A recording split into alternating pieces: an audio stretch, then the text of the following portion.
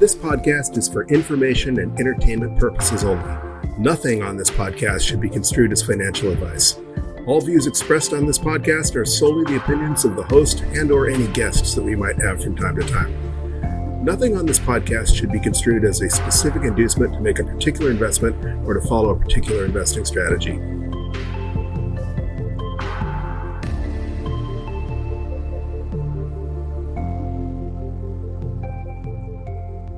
Hello, you sexy sat stackers, and welcome to the latest episode of the Bitcoin Bulletin Podcast. Today is Wednesday, December 21st, 2021, and that means it is DCA Wednesday. Are you ready to get your stack on? Well, the good news is Bitcoin is still on sale. While there's been a tremendous amount of speculation as to whether or not the bottom is in, all that should really matter right now is that you're going to get some discount sats. In fact, the way it's looking, this will be probably our second or third cheapest that we've ever stacked since we began this podcast over a year and a half ago. Before we get into all of that, though, let's take a real quick look at the vital statistics. As of the time of this recording, we are at a block height of 768,409, and Bitcoin is ringing in at a USD price of $16,766, or 5,964 sats per cuck buck. That is down a little more than $1,000 from last Wednesday, but pretty much right in that $16,000 to $17,000 channel that we've been in since the beginning of November at least. And along the lines of Bitcoin's price going down slightly from last week, Bitcoin's market capitalization has also decreased by about 20 billion, coming in at 322.6 billion US dollars. And for those of you who value your wealth in shiny metal rocks, it will currently cost you 9.2 ounces of gold to purchase just one Bitcoin. And if you value your wealth in oil, it will cost you 203.7 barrels of oil to purchase just one Bitcoin at a rate of 490,777 sats per barrel. And of course, for those of you who value your wealth in pizza, one Bitcoin will currently purchase you 993 Papa John's pizzas. That's below that 1,000 pizza mark that we've been bouncing around at pretty much since last June. However, that's still enough pizza to feed a family of four, one meal a day for 2 years, 8 months, and 23 days. And that is a heck of a lot of pizza for just one Bitcoin. Certainly a lot more than Laszlo got on the first Bitcoin pizza day. And the Bitcoin mempool is chugging right along. Earlier this morning, it was completely clear. I looked at it really early, like before sunrise early, but it was wide open. And then the next time I checked, it had 1 or 2 blocks worth of transactions pending. And currently, there's about 3 blocks worth of transactions pending in the mempool. But that's still not too shabby. And along those lines, various fee estimators are saying that 1 sat per byte transactions will still clear within a day. Most likely that'll be here in another hour or two when Europe goes to bed and the United States starts falling asleep, usually at nighttime in the US and Europe. That mempool has been clearing right out. So if you don't mind waiting, 1 sat per byte transactions should still clear relatively quickly. But if you want to guarantee that your transaction is included in the next block on chain, then it's recommending that you include a fee of 14 sats per byte. Of course, if you're familiar with replace by fee, you can go ahead and probably get away with 1 sat per byte, and then bump that up if you if it's not clearing fast enough to suit your needs. That metric that I love to pay attention to, Bitcoin's 24-hour transaction volume, is down a little bit from last week, right at the 3.15 transactions per second that I like to see Bitcoin above, to indicate a healthy amount of on-chain transactions. It had been elevated the last couple of weeks as we saw the, what do they call it, the great cold rush, as people were rushing to get their Bitcoin off of exchanges and into their own hardware wallets. Maybe that's tapering off a bit because billions and billions of dollars worth of Bitcoin had flown off exchanges in the last 2 weeks. And that's certainly a good sign. And since we spoke last, in fact, pretty much just yesterday, the mining difficulty of Bitcoin was adjusted upward. It got 3.3% more difficult to mine just one Bitcoin. And that's been kind of seesawing. 2 adjustments ago, we had that gigantic downward difficulty adjustment, like 7.3% down. And then we gave some of that up. And it's We're currently at 1,703 blocks to go until the next mining difficulty adjustment, and that's over 12 days to go because we're like I said, we just had a difficulty adjustment, and the Bitcoin protocol is programmed to on average adjust the difficulty about every 2 weeks, but it adjusts every 2016 blocks, and we have 1,703 to go. So take this data with a grain of salt because there's still almost 2 weeks for that to change. But currently, we're looking at another decrease, going back down anywhere from minus 1.45% to minus 3.6%, which would be basically giving up the increase that just kicked in yesterday. And that is because blocks are currently averaging 10 minutes and 20 seconds, and they should be targeting, well, their Bitcoin Core targets an average block time of 10 minutes. Of course, sometimes they come in back to back, one block every well, sometimes they come in simultaneously, and that's the reason why you wait for more than one confirmation if you want to guarantee your transaction won't be reversed. But sometimes, I've seen blocks take over an hour or 2 hours. The idea is it's like flipping a quarter. If you flip a quarter 100 times, you should get 50 heads and 50 tails on average. But it wouldn't be unusual to get, 5 tails in a row or 5 heads in a row, because again, it's an average. And that's the same thing with that, with the block time. It's trying to average 10 minutes. And so with only 300 blocks into this epoch, it's way too early to tell. But it is currently coming in a little slow at 10 minutes, 26 seconds a block, and hence the forecasted difficulty decrease. Next week, we should get a better idea what that difficulty adjustment will be for you miners out there. And real quick, a look at some of the things that have made the news in the last 24 hours. Probably one of the biggest I told you so's out there, or potential I told you so's, is the Gerald Cotton saga with Quadriga CX. Remember, the CEO and founder of, I think it was Canada's largest exchange, it was certainly a gigantic exchange, allegedly died while on a trip to India of colitis. And many people suspected that he had faked his own death because he disappeared, he died in a region of India that's kind of notorious for people going to disappear to fake their own deaths at a hospital that is allegedly notorious for assisting people in faking their own deaths. And he had plenty of reason to do so because it had been revealed that he had been doing the same thing that Sam Bankman-Fried just recently got caught doing, and that was trading, taking investors' funds and gambling and losing all of them, and then in the end years, simply using new investors' funds to pay out old investors' funds in a classic Ponzi scheme. Obviously, you saw SBF arrested, and he's looking at 115 years or so in jail if convicted of everything they've currently charged him with. And the same is probably would have happened to Gerald Cotton eventually. So he had plenty of reason to fake his death. Why is this important? Well, this is important because the Bitcoin and the crypto that Quadriga CX did allegedly have was in cold wallets that nobody could access. They were locked away, and apparently only Gerald Cotton had the private keys on his encrypted laptop, and so they were effectively lost forever. That is until just recently, when Quadriga CX's trustee Ernst & Young reported the unauthorized transfer of approximately 100 Bitcoin worth more than $2 million from several cold wallets that allegedly only Gerald Cotton had access to. So if you were Gerald Cotton and you had faked your own death, you'd probably be looking for some money right about now, and moving those Bitcoin falls in line neatly with that conspiracy theory, which is looking less and less like a conspiracy theory, especially now that someone's tapped the Bitcoin that only Gerald Cotton should have had access to. Getting back to Bitcoin mining, we've spoken about this on numerous episodes where the one black swan event that could possibly drive Bitcoin a little bit lower than it's already fallen would be like the miner capitulation when some of these big mining firms fail. And that is because all these miners were really greedy during the last bull run. They had the this time is different number go up forever fever that everybody seems to get when the euphoria phase kicks in. And some of these commercial miners ordered billions of dollars worth of mining rigs, and some of them hadn't even been designed yet. They were future orders on the latest generation Bitmain miners. So they took hundreds of millions or billions of dollars in loans for mining equipment that they hadn't even received yet. And then, of course, the price of Bitcoin tanked. We're in the Bitcoin bear market, the crypto winter, so to speak. And so now all of a sudden they don't have that income they thought they would have, and they're having to pay off these huge loans. Ergo, we were looking at the potential of several of these large miners filing for bankruptcy.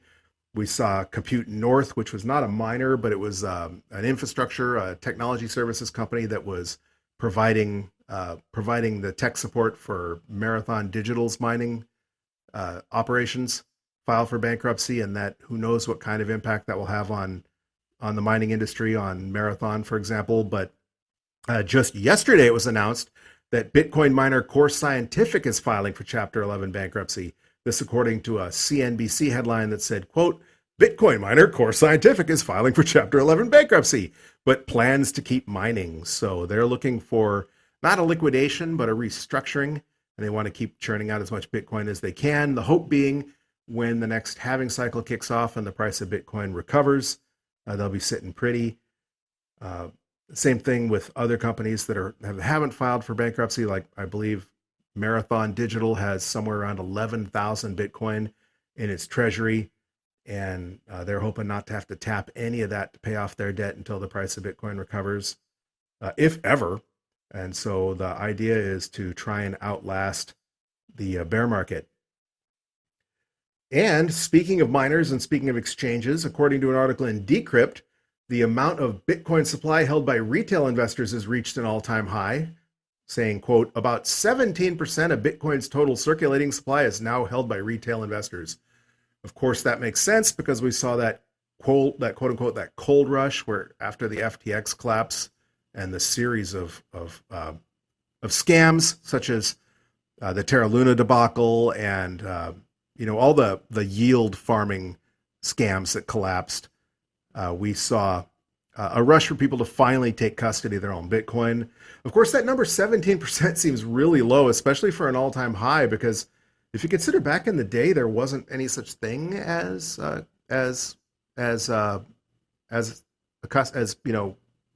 exchange custody. There weren't any exchanges until Mt. Gox came along, and then you had to send your Bitcoin in basically just to sell it.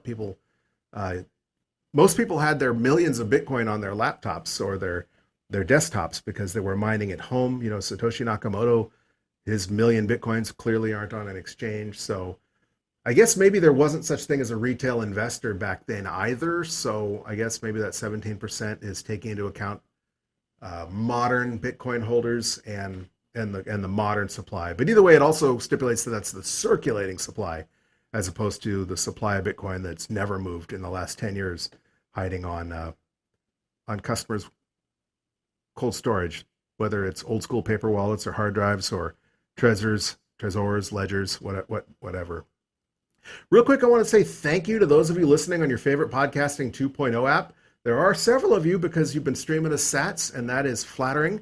We don't have any boostergrams, but there are at least one or two of you streaming us sats on that value for value model. That is where you can basically set a fixed number of Satoshis per minute to stream to your favorite podcaster. And just last night, at least we had somebody doing that, listening to last week's episode, streaming the sats. That was cool because I just saw it pop up when I was looking at the Fountain app on my phone. So that was from an anonymous Breeze user. So if you're listening tonight, thank you, Anon. It was really cool to see those sats come in. And again, we don't have any boosts to read this week, but if you are listening on the Fountain app and you want to help support us, you can go ahead and send us a tip via a boostergram. That can be anywhere from I don't remember. I think it's 500 sats is the minimum boost. Could be lower. I don't remember. But whatever you feel like tipping, and it comes in the form of a lightning message. So as long as it isn't obscene or a blatant shill for like Dogecoin or something, if you do send us a boostergram, we'll go ahead and read it on the next episode of the Bitcoin Bulletin podcast, at least the next regular episode. And the next regular episode will always be at least on Wednesday, because Wednesday is DCA Wednesday when we add to our DCA stack. If you don't know what DCA is short for dollar cost averaging. And dollar cost averaging is, quote, an investment strategy where you invest your money in equal portions at regular intervals regardless of price. For example, this will be our 74th stack. We started stacking every Wednesday. That's our regular interval, weekly on Wednesdays, all the way back on July 28th, 2021. Of course, that was right in the middle of the bull run. So take that for what it's worth. But so far, we've stacked 73 times.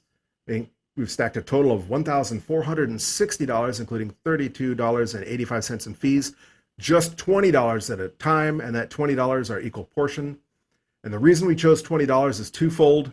First, I wanted to show that even if you don't have a whole lot of money to purchase, to invest in Bitcoin, even if you can only come up with like 20 bucks, even $20 will add up over time. And I think we've clearly shown that that's the case, because in just about a year and a half, we've managed to build up a stack of around 4.7 million sats. And that's certainly nothing to turn your nose up at. You know, if you're one of those people on Reddit or Twitter that keeps asking, I only have $50, I only have $100, is it even worth it? It should be pretty obvious that as long as you keep plunking away, as long as you do that regular DCA, it will add up and it will definitely be worth your while in the long run. Not financial advice. So, like I said, we chose Wednesdays, which is weekly. A lot of people, whether you're DCAing in stocks or bonds or Bitcoin or whatever you choose to invest in, tend to do their DCA stack on paydays. So most people on average get paid bi-weekly, every 2 weeks, every other Friday, what have you. And so that's a pretty common time for most people to do their DCA stack. But some people DCA daily. There's even a service out there that lets you DCA hourly. So you decide what works best for you. Pick your interval and pick your dollar amount that you're comfortable investing. Most importantly, an interval that you are comfortable losing, because, you know, there's a non-zero sum chance that, you know, Bitcoin doesn't moon. So it is considered a risk asset. But, you know, pick an amount that you feel comfortable with. Like I say, you do you. Pick a time frame that you feel comfortable with. And for the purposes of this experiment, that's $20, and it's every Wednesday. And to make our investment, we're going to use the handy dandy Cash App. And the reason I like the Cash App is because it's right on my phone. They're not a sponsor of this show. We do have a referral code in the show notes. Everybody that has a Cash App account has a referral code. So, like I said, they're not a sponsor. But if you don't have Cash App and you would like to use Cash App, you can click on the referral code in the show notes and you'll get $5 free just for signing up. We'll get $5 free too. And so that's a really cool way to support the podcast. You can tip us $5 and get paid to do so. It won't actually cost you any money, in fact, you'll actually get paid to do so. So I got Cash App open. And one of the other reasons I like Cash App is because I don't keep any money on the Cash App. And it'll let you add money instantly, and it'll let you invest it instantly. And more importantly, it'll let you transfer it to your hardware wallet instantly. A lot of other exchanges or apps won't let you do that. Either they'll not let you invest your money for up to 5 or 7 business days until your bank transfer is quote unquote settled, or they'll let you purchase right away but won't let you transfer to your hardware wallet until they guarantee that deposit is settled. That isn't the case with Cash App, and that's that's why that's one of the reasons we're using them. So I already got $20 on the Cash App, and I'm going to click on purchase Bitcoin, click on $20, click confirm. And boom, just like that, we purchased another 116,514 sats. That is going to be the third cheapest we've ever purchased. The cheapest we've ever purchased, $16,469.03 back on November 3rd. So pretty much, you know, even though it's only the third cheapest, it's really close. And that's cool because, like I said, we got 116,000 sats as opposed to the 109,000 sats we got last week. And that is going to bring our stack up to 4,866,768 sats. But perhaps as importantly, that's going to knock our average cost basis down by another $324.87. That lowers our average cost basis to $30,410.33. And yeah, that's underwater. Obviously, that's significantly more expensive than what Bitcoin is currently worth in US dollar terms. But you know, as I said, both dollar cost averaging and Bitcoin investing are long-term plays. You shouldn't plan on selling any Bitcoin for at least one halving cycle, probably more like for 10 years. And once you really get into Bitcoin and you really understand Bitcoin, you won't plan to sell it ever. You'll plan on living off of it one day or passing it on to your heirs, your children, your grandchildren, to help build some generational wealth. And if Bitcoin goes to the moon, that isn't very far-fetched. So it is worth pointing out that, again, this is too soon to judge, but had you YOLO'd in on July 28th, 2021, when we first started dollar cost averaging, your stack would be 3,643,709 sats. That's 1.2 million sats less than we have by DCAing. Most importantly, um, you'd only have about $611 worth of Bitcoin had you YOLO'd. So currently, at this point in time, DCA has beat lump sum investing, at least as far as our experience goes. And hey, if Bitcoin does go to the moon, if Bitcoin hits that $1 million mark one day, even more potentially, there are people out there saying Bitcoin might hit 5 million or 10 million in your lifetime, in our lifetime, in the 2030s, potentially even as soon as. But if Bitcoin goes up to just $1 million a coin, our stack, without adding a single more Satoshi, it would be with $48,667.68. And there's no way you can't argue that as one hell of a return for just $1,400, $1,480 invested. Heck, if Bitcoin only goes up to 100,000, which I don't think there's anybody out there who doesn't think 100,000 is reasonable for the next bull run, the next halving cycle. But if Bitcoin just hits 100,000, our stack of 4.8 million sats will be worth $4,866.76 US dollars. And that is not quite 4 times what we've invested, but still a really heavy duty return. All right. Real quick, I wanted to ask you to reach out and follow us on Twitter. On Twitter, we are at BTC Bulletin Pod. And I really want to hear what you have to say. So please follow us on Twitter, but also please comment on Twitter or send us a DM on Twitter and let me know what you like about the podcast, what you don't like about the podcast. Maybe something you'd like to see me talk about or something you are sick of hearing me talk about. Again, I try and do this podcast every week, like, you're both coming back to listen again, but also for those newbies that are coming in for the first time. So some of this is pretty basic and repetitive, but again, there are new people joining every week. So, but let me know what you think. And if you don't have Twitter, and again, we are at BTC Bulletin Pod on Twitter. If you prefer to send an email, you can contact me via email, and the email address is bitcoinbulletin@protonmail.com. That's bitcoinbulletin@protonmail.com. And both that Twitter handle and the email address are available in the show notes in case you didn't write them down or just don't remember. All right. Now that we're done stacking our sats, I want to say one thing. This time, every bear market, it's hard even for the perma-bulls to stay completely optimistic. Everybody, it's not unusual to get worn down by looking at those prices and seeing that your stack isn't worth what it was just a year ago. But remember, as Adam Meister likes to say, Bitcoin always returns to its all-time high. The only important thing is to keep in mind that Bitcoin is on sale right now. We're just a little over a year from the next halving, and traditionally Bitcoin kicks off a bull run about 6 to 18 months after its halving. So sometime after March of 2024, we're going to be riding the express elevator up, and it's going to blow past that 69,000. And all that's really going to matter right now is whether you have more sats then you do now. You were comfortable buying at 50,000 or 40,000 or 30,000. You should be comfortable buying at 16,000.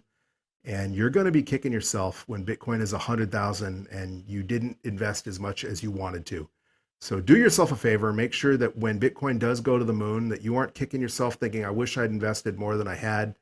The real easy way to do that is to follow us on our DCA Wednesdays and add to that stack alongside up with us. So along those lines, don't forget to join us next Wednesday and every Wednesday for those DCA episodes. But until then, keep on stacking those sats, you sexy sat stackers.